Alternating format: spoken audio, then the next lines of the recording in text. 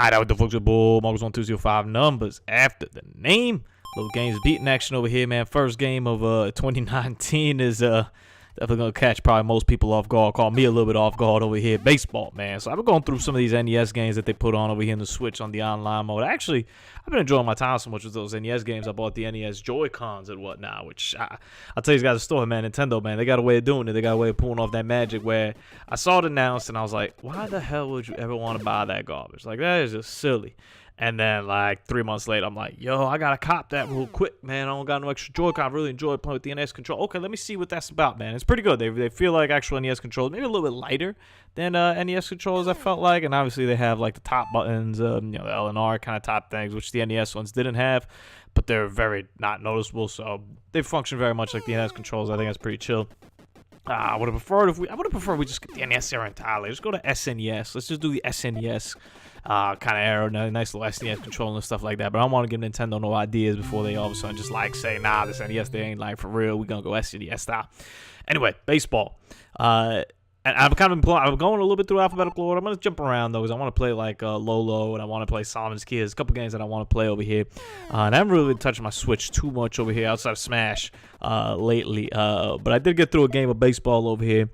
I mean, listen, it's tough for me to grade this, obviously. We got, like, MLB The Show out right now, right? Like, we got, like, superior baseball games. I acquired a Sega Dreamcast recently, and the game that came within it was MLB 2K1 or something like that. And I was like, oh, all right. So I popped that in. And I'm not going to lie, I'd rather play NES baseball than that, man. I had no clue what was happening in that game. I was like, what is all this stuff? This is pretty simple. You got a button to hit the ball. You got a button to throw the ball. There seems to be a couple other pitches. It's really difficult for me to fully comprehend how it was being played.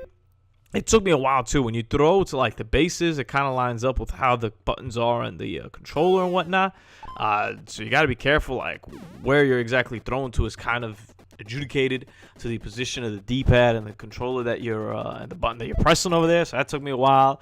I was just, like, trying to tag the guy second, and I ended up throwing to first. Then the guy would go to third, and I'd be like, what the hell is happening over here? I don't really know. Too many different pitches. The ball kind of goes by guys, like, very closely sometimes.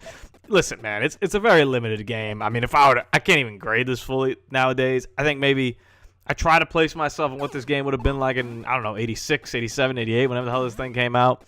I think it was a black box game. I guess I'd give it like a 7 or 8 out of 10. I mean, at the time, we weren't even grading games. Games was just games. It was like, yo, this video game exists. It's about baseball. Everybody was like happy about it.